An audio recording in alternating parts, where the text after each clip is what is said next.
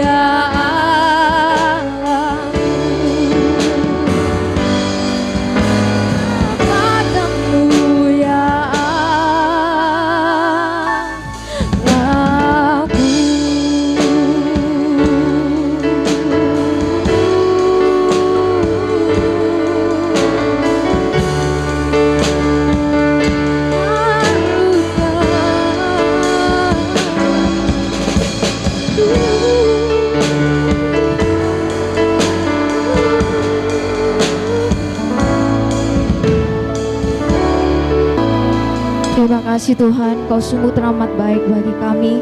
Saat ini kami boleh ada semuanya karena kemurahan-Mu ya Bapa. Tuhan, tolong biarlah setiap orang yang melihat video ini, biarlah mereka boleh terberkati Tuhan.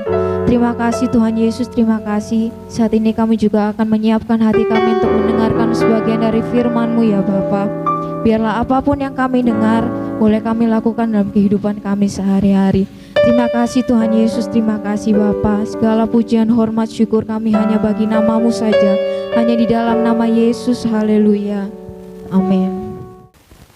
Segala pujian, hormat, dan kemuliaan hanya bagi Tuhan kita, Yesus Kristus. Damai sejahtera dari Allah, Bapa, Anak, dan Roh Kudus kiranya turun atas kita pada pagi hari ini. Shalom. Bapak, Ibu, saudaraku sekalian yang saya kasihi di dalam Tuhan Yesus Kristus. Hari ini seluruh dunia memperingati akan pencurahan Roh Kudus. Sebagaimana yang telah saya katakan, kelahiran Tuhan Yesus, kebangkitan Tuhan Yesus, kenaikannya ke surga, dan pencurahan Roh Kudus, itu sebetulnya merupakan satu paket keselamatan yang dikerjakan oleh Allah di dalam Tuhan Yesus Kristus. Dan itu hanya sekali. Yesus lahir sekali. Yesus mati sekali. Yesus naik ke surga pun sekali. Dan pencurahan itu pun sekali. Dan itu sudah terjadi. 40 hari setelah kebangkitan, Tuhan Yesus naik ke surga. Dan 10 hari kemudian, murid-murid disuruh menunggu di loteng Yerusalem untuk menantikan pencurahan Roh Kudus itu. Adalah hari Pentakosta, hari ke-50 setelah kebangkitannya. Dan sekarang ini, saudaraku, kita bukannya menunggu lagi, tapi justru sesungguhnya Tuhan Yesus Kristus yang menunggu kita untuk kita membuka hati dan menerima akan Roh Kudus itu di dalam kehidupan kita, dan kita menyediakan diri, menyerahkan diri untuk dipenuhi oleh Roh itu dan dikuasai sepenuhnya oleh Roh itu. Saat ini kita bukan sedang meminta Tuhan untuk kembali mencurahkan Roh-Nya, tapi mari di dalam kesempatan di mana kita bersama-sama dengan umat Kristiani untuk memperingati akan pencurahan Roh Kudus ini, kita merenungkan tentang manfaat dari Roh Kudus itu sendiri. Sebelum saya meneruskan akan renungan firman Tuhan pagi hari ini, mari kita bersama melihat tayangan video yang telah saya buat untuk menjelaskan tentang isi dari firman Tuhan yang saya sampaikan pagi hari ini.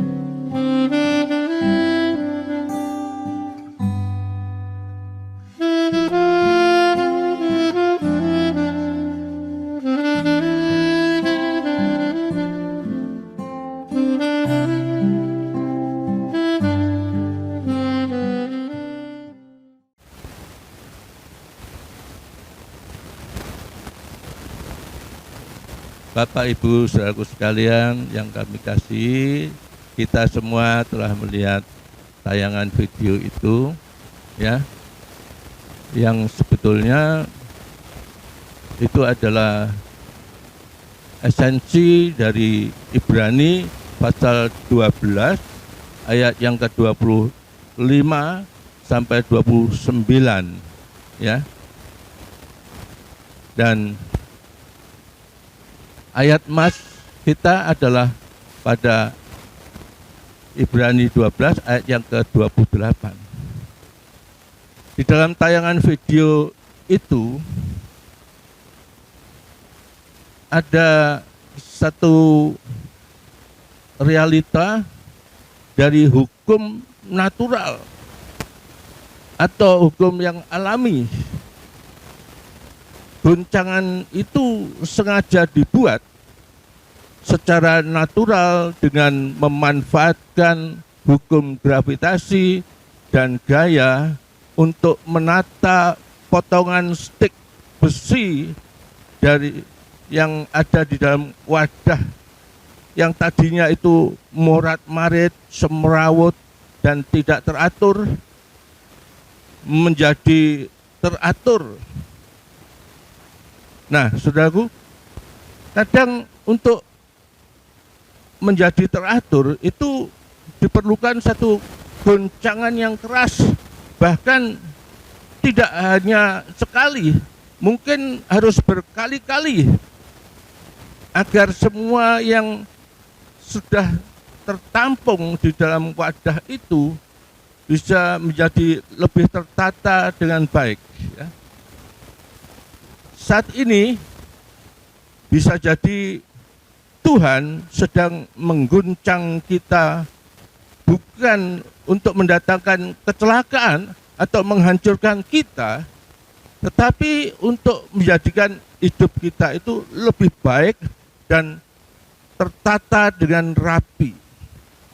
Nah, keadaan dunia pada saat ini kita melihat enggak tambah baik, karena banyak sekali kejadian-kejadian yang mengejutkan kita, entah itu mengenai bencana, krisis dan fenomena alam yang menyimpan misteri. Guncangan itu terjadi dari segala bidang kehidupan ini. Dan akibatnya banyak orang yang tergoncang karena keadaan yang tidak baik itu. Ketakutan, kekhawatiran, dan rasa putus asa itu mulai menyerang pikiran semua orang, yang dinamakan paranoid, ya. Takut tanpa ada satu alasan yang pasti. Dan akibatnya terjadi stres, kehilangan kekebalan tubuh. Hal ini bukan hanya dialami oleh orang-orang yang tidak percaya kepada Tuhan Yesus, atau yang di luar Tuhan, atau yang non-Kristen, tetapi justru juga dialami oleh orang Kristen. Nggak luput dari goncangan yang ada ini. Namun orang Kristen yang sejati, dia memahami akan goncangan itu hanya sebagai satu cara Tuhan untuk mendidik anaknya yang dikasih dan yang mengasihinya. Hal ini bukan satu berita yang baru, sebab Alkitab sudah menyatakannya. Sebagai anak-anak Tuhan, kita tidak menjadi takut dan putus asa, sebab ada jaminan pemeliharaan Tuhan bagi kita semua. Karena apa? Karena di dalam Yesus kita itu menerima kerajaan yang tidak tergoncangkan. Seperti yang ayat mas kita di dalam Ibrani 12 ayat 28 tadi, ya. Jadi karena kita menerima kerajaan yang tidak tergoncangkan, marilah kita mengucap syukur dan beribadah kepada Allah menurut cara yang berkenan kepadanya dengan hormat dan takut. Jelas sekali, saudaraku, ya. Kita sudah menerima akan kerajaan yang tidak tergoncangkan. Kapan kita menerima? Di dalam Lukas pasal yang ke-12 ayat 31 dan 32, mari kita baca. Tetapi carilah kerajaannya, maka semuanya itu ditambahkan juga kepadamu. Janganlah takut, hai kamu kawanan kecil, karena Bapamu telah berkenan memberikan kamu kerajaan itu. Ya, saudaraku, Bapamu telah berkenan memberikan kamu kerajaan itu. Jadi sebetulnya kerajaan itu sudah diberikan pada kita. Nah, kuncinya kapan kita menerima itu? Yaitu di dalam ayat yang ke-31 tadi, yang isinya sama dengan Matius 6 ayat 33 itu, ya. Carilah dulu akan kerajaan Allah itu. Ya, kita harus mengutamakan, mencari. Ya. Ada satu usaha untuk mencari. Kalau kita hanya cuek dan kita tidak mencari, ya, kita pun juga tidak akan menerima, ya, tidak akan mendapat. Hanya yang mencari, dia akan mendapat. Dan kalau kita mencari, dikatakan Bapa akan memberi, ya. Yang mencari akan mendapat. Bapa akan memberi itu. Lalu kita harus siap untuk menerimanya. Apakah sebetulnya yang dimaksud dengan kerajaan Allah itu? Kerajaan Allah itu bukan soal apa atau satu benda, tapi siapa. Bukan bicara sebuah tempat, tetapi bicara tentang gaya hidupnya dan sistem pemerintahannya. Ketika kita ada di dalam Dia dan Dia ada di dalam kita, kita itu sebetulnya berada di dalam pemerintahan kerajaan Allah. Hidup kita itu dikendalikan oleh pribadi Kristus yang ada di dalam hati kita. Dan kita akan hidup di bumi ini seperti di surga. Di dalam suratnya kepada jemaat Galatia, Rasul Paulus menyatakan, Galatia pasal yang kedua ayat 19b dan 20. Demikian firman Tuhan. Aku telah disalibkan dengan Kristus, namun aku hidup. Tetapi bukan lagi aku sendiri yang hidup, melainkan Kristus yang hidup di dalam aku. Dan hidupku yang kuhidupi sekarang ini di dalam daging adalah hidup oleh iman dalam Anak Allah yang telah mengasihi aku dan menyerahkan dirinya untuk aku. Saudaraku yang kasih dalam Tuhan Yesus Kristus,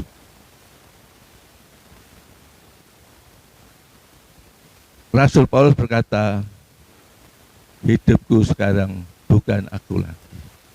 Ya, sebagai mana nyanyian yang sering kita nyanyikan, ya, hidupku bukannya aku lagi, tapi Yesus dalamku. Hidupku bukannya aku lagi, tapi Yesus dalamku. Yesus hidup, Yesus hidup dalamku. Hidupku bukannya aku lagi, tapi Yesus dalamku. Saudaraku, oleh kematian Tuhan Yesus Kristus di kayu salib, Allah memulihkan kembali hubungannya dengan manusia. Nah, dan itulah keselamatan, saudaraku. Yaitu pada saat Tuhan Yesus mengambil posisi semula manusia masuk ke dalam rencana yang semula, dari kejatuhannya akan panggilan yang kekal dan rencana yang kekal ini. Oleh karena itulah manusia harus bertobat dan berbalik dengan hidup sebagaimana Kristus hidup. Dan kita bisa memerintah bersama-sama dengannya di bumi ini, bersama dengan Yesus. Itulah yang dinamakan kita itu menerima akan kerajaan. Tapi sayang sekali, tidak semua orang yang mau hidup seperti Kristus hidup. Hanya orang-orang yang dipilih dan ditentukan untuk menjadi serupa dengan gambar anaknya yang mau hidup di dalam Kristus. Inilah yang membuat keselamatan itu menjadi sia-sia bagi orang yang tidak mau menjadi serupa dengan gambar Kristus. Panggilan kita itu bukan saja mendapatkan keselamatan, tetapi menyatakan keselamatan itu melalui keserupaan kita dengan Kristus. Rasul Paulus menuliskan di dalam Roma pasal 8 ayat 28 dan 29, kita tahu sekarang bahwa Allah turut bekerja dalam segala sesuatu untuk mendatangkan kebaikan bagi mereka yang mengasihi Dia, yaitu bagi mereka yang terpanggil sesuai dengan rencana Allah. Sebab semua orang yang dipilihnya dari semula, mereka juga ditentukannya dari semula untuk menjadi serupa dengan gambar anaknya, supaya ia, anaknya itu, menjadi yang sulung di antara banyak saudara. Jadi setelah kita tahu akan hal ini, bukan cuma yakin, ya, tahu bahwa kerajaan Allah itu ada di dalam kita, dan Tuhan telah mengembalikan kita kepada rencana yang semula, ciptaan yang semula, yaitu menjadi serupa dengan gambar Kristus. Mari kita mulai berlatih untuk kembali kepada ciptaan yang semula dengan belajar untuk lemah lembut dan rendah hati, sehingga hidup kita itu menjadi serupa dengan Kristus dan semakin berakar dalam kehidupan Kristus yang ada pada kita itu. Maka kita akan dengan sendirinya heran menyaksikan betapa dahsyat dan ajaib kuasa dari Roh Kudus yang bekerja di dalam kita. Dan kita pun akan mengerti akan kehendaknya. Kita akan mengerjakan pekerjaan-pekerjaan yang jauh lebih besar daripada yang pernah dikerjakan oleh Tuhan Yesus. Sebab apa? Sebab yang ada di dalam kita itu yang mengerjakannya. Dan yang di dalam kita itu adalah pribadi dari Allah sendiri. Bapa, Anak, dan Roh Kudus itu ada di dalam kita. Di dalam Yohanes pasal yang ke-14, Tuhan Yesus berkata, Yohanes 14 ayat yang ke-12, Aku berkata kepadamu, sesungguhnya barang siapa percaya kepadaku, ia akan melakukan juga pekerjaan-pekerjaan yang aku lakukan. Bahkan pekerjaan-pekerjaan yang lebih besar daripada itu. Sebab aku pergi kepada Bapa. Saudaraku, memang ayat ini jarang sekali dikhotbahkan, ya, karena konotasinya seperti arogan, ya, sombong, bahwa kita bisa melakukan pekerjaan-pekerjaan yang lebih besar daripada yang sudah dikerjakan oleh Tuhan Yesus. Padahal bukan demikian. Rasul Paulus tahu dengan jelas bahwa yang mengerjakan itu bukannya dia, tetapi Kristus yang ada di dalam dirinya itulah. Oleh sebab itu dia hidup di dalam Kristus. Kristus pun hidup di dalam dia. Dia menghidupi Kristus yang ada di dalam dirinya ini. Tuhan Yesus menyelesaikan pekerjaannya yang sudah ditugaskan oleh Bapa kepadanya. Dan dia tidak tergoncang oleh goncangan-goncangan yang terjadi. Karena apa? Karena Yesus fokus hanya untuk memuliakan Bapa. Di dalam doanya Yesus menyatakan, ya, Yohanes 17 ayat yang keempat, Aku telah mempermuliakan engkau di bumi dengan jalan menyelesaikan pekerjaan yang engkau berikan kepadaku untuk melakukannya.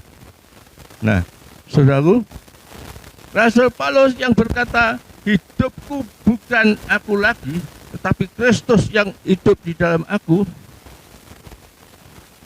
dia juga melakukan seperti apa yang dilakukan oleh Tuhan Yesus. Dia berkata, menyatakan di dalam Kisah pasal yang ke-20, ayat yang ke-24, Rasul Paulus berkata, tetapi aku tidak menghiraukan nyawaku sedikit pun, asal saja aku dapat mencapai garis akhir dan menyelesaikan pelayanan yang ditugaskan oleh Tuhan Yesus kepadaku untuk memberi kesaksian tentang Injil kasih karunia Allah. Saudaraku, Rasul Paulus hidup seperti Yesus hidup. Juga dengan mujizat-mujizat yang dilakukan oleh Tuhan Yesus. Bahkan lebih besar. Karena yang mengerjakan adalah Allah sendiri di dalam Yesus Kristus Tuhan. Melalui Roh Kudus. Dan bukan dari kemampuan dari Rasul Paulus sendiri. Dan kalau kita ingin tahu mujizat apa yang dikerjakan oleh Tuhan Yesus melalui Rasul Paulus ini, sangat luar biasa, saudaraku. Di dalam Kisah pasal yang ke-19 ayat 20 ayat yang ke-11 dan 12.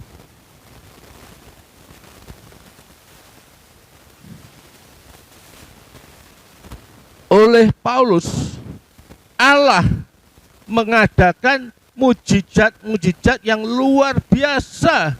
Bahkan orang membawa sapu tangan atau kain yang pernah dipakai oleh Paulus dan meletakkannya di atas orang-orang sakit, maka lenyaplah penyakit mereka dan keluarlah roh-roh jahat. Nah, luar biasa, saudaraku. Hanya dengan menggunakan sapu tangan yang pernah dipakai, kain yang pernah dipakai, ya, maka terjadilah mujizat. Penyakit disembuhkan, roh-roh jahat keluar. Bukan hanya itu saja. Kalau kita lihat di dalam Kisah pasal 14 ayat ke-10, dia pun juga menyembuhkan orang lumpuh. Yang lumpuh berjalan. Dia juga mengusir roh-roh jahat. Ada kuasa di dalamnya. Dan kuasa itu adalah dari Roh Kudus yang memberi kepada dia kuasa itu. Kita melihat mujizat yang terjadi yang dialami oleh Paulus ketika dia memuji, menaikkan puji syukur kepada Tuhan dan menyembah ketika dia di penjara dan dipasung. Dan kita lihat dengan pujian itu terjadilah satu goncangan yang luar biasa yang membuka akan rantai dan pintu penjara itu, sehingga Rasul Paulus dan Silas pun dibebaskan dari penjara itu. Paulus pun juga membangkitkan orang mati. Etikus yang agak cuek di dalam mendengar firman Tuhan, ya, dia duduk di pintu jendela, ya, melihat dalam, melihat keluar. Nah, tidak fokus, akhirnya ngantuk dan jatuh dari loteng itu, mati. Tapi Rasul Paulus dengan kuasa Roh Kudus, dia bisa membangkitkan Etikus dari kematian. Rasul Paulus pun juga dikagumi oleh banyak orang ketika dia selamat dari kapal yang nyaris tenggelam, ya. Dia sampai di darat dan dia kedinginan, lalu membakar kayu-kayu untuk menghangatkan dirinya. Tiba-tiba ular keluar dan menggigit dia. Tapi dia tidak terpengaruh oleh bisa ular itu, sehingga orang menjadi kagum. Ada satu mujizat yang luar biasa yang terjadi. Bukan hanya penyakit-penyakit yang sangat gawat, tapi penyakit demam dan disentri saja Rasul Paulus menyembuhkan dengan kuasa Tuhan. Dia melakukan jauh lebih luar biasa dari apa yang dikerjakan oleh Tuhan Yesus ketika Tuhan Yesus melayani. Dan ini adalah kebenaran firman Tuhan. Lalu bagaimana untuk kita itu bisa ada di dalam area kerajaannya yang tidak tergoncangkan itu, sehingga kita itu tidak digoncangkan oleh bermacam-macam keadaan yang terjadi? Kita harus fokus mengarahkan pandangan kita hanya kepada Yesus. Di dalam Ibrani 12 ayat 2 dan 3, jadi marilah kita melakukannya dengan mata yang tertuju kepada Yesus yang memimpin kita dalam iman. Lanjutnya, ingatlah selalu akan Dia yang tekun menanggung bantahan yang sehebat itu terhadap dirinya dari pihak orang-orang berdosa, supaya jangan kamu menjadi lemah dan putus asa. Untuk kita bisa tetap di area kerajaannya yang tidak tergoncangkan itu, kita harus fokus terus-menerus mengarahkan pandangan kita kepada Kristus Yesus Tuhan kita yang memimpin kita ke dalam iman sampai menuju kepada kesempurnaan. Saudaraku, kenapa orang Kristen bisa gampang stres dan tergoncang ketika ada masalah? Karena fokusnya itu hanya tertumpu kepada masalah dan situasi yang ada, bukannya mengarahkan pandangannya kepada Tuhan Yesus Kristus yang dahsyat, bukan mengarahkan pandangannya kepada amazing grace yang Tuhan berikan bagi kita. Oleh sebab itu, mari aktifkan mata iman kita supaya kita dapat melihat pekerjaan-pekerjaannya yang ajaib di tengah-tengah goncangan yang terjadi pada saat ini. Jikalau kita itu berjalan dengan mata iman, kita akan menyadari bahwa ada Roh Kudus di dalam kita yang sudah kita terima ketika kita percaya sepenuh kepada Yesus Kristus Tuhan yang adalah Sang Penyelamat itu. Karena di dalam 2 Timotius pasal yang ke-1 ayat yang ke-7, Paulus mengatakan, Allah memberikan kepada kita bukan roh ketakutan, melainkan roh yang membangkitkan kekuatan, kasih, dan ketertiban. Dan rohnya itu, Yohanes mengatakan di dalam 1 Yohanes pasal 4 ayat 4,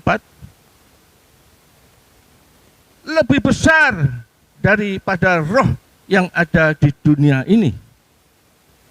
Jadi mari dalam peringatan pencurahan Roh Kudus yang sudah dicurahkan dan yang sudah kita terima, yang ada di dalam kita ini, mari kita tetap fokus kepada Tuhan. Dunia boleh saja bergoncang hebat,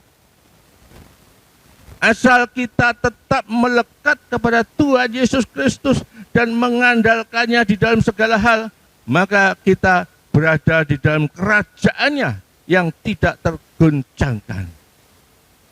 Bahkan karena goncangan-goncangan itu, kehidupan kita itu pun akan semakin tertata rapi, indah,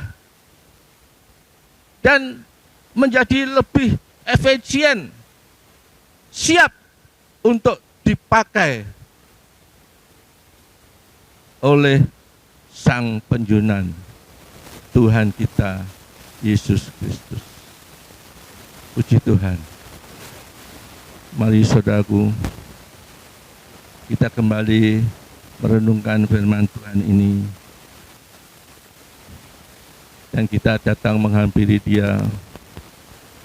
Kita naikkan ucapan syukur kepadanya. Karena firman Tuhan mengatakan, jadi karena kita menerima kerajaan yang tidak tergoncangkan, marilah kita mengucap syukur. Ya, kita mengucap syukur aja. Dengan adanya goncangan-goncangan ini,